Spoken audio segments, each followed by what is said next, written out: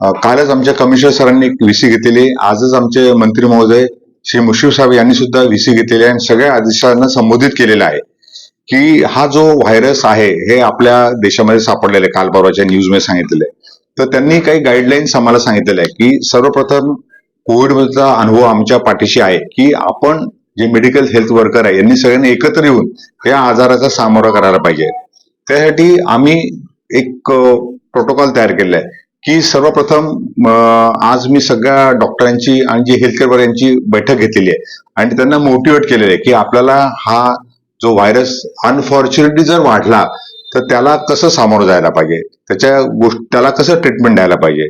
नंतर आम्ही ज्या अँसिलरी गोष्टी असतात, ऑक्सिजनचा सप्लाय आहे, त्यात लिक्विड मेडिकल ऑक्सिजन हा टँक आहे याची मी पाहणी केलेली आहे.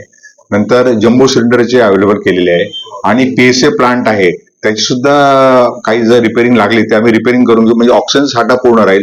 औषधांचा साठा सगळा आम्हाला त्यांनी पूर्ण पॉवर दिलेला आहे की कुठलंही औषध हे कमी पडता कामा नये.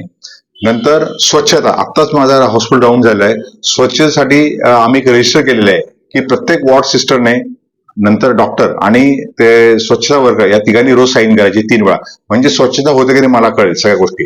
म्हणजे या 3-4 गोष्टी आपण जर त्यावर कॉन्सन्ट्रेट केला तर नक्कीच आपण या आजारापासून बचाव करू शकतो.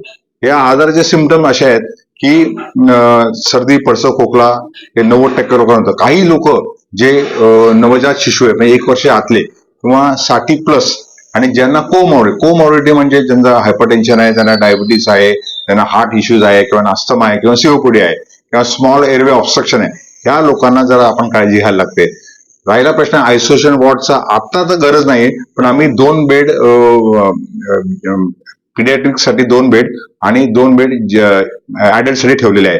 जर यथाकदाचित जर पेशंटची संख्या वाढली तर आम्ही ते वाढवण्यात येतील.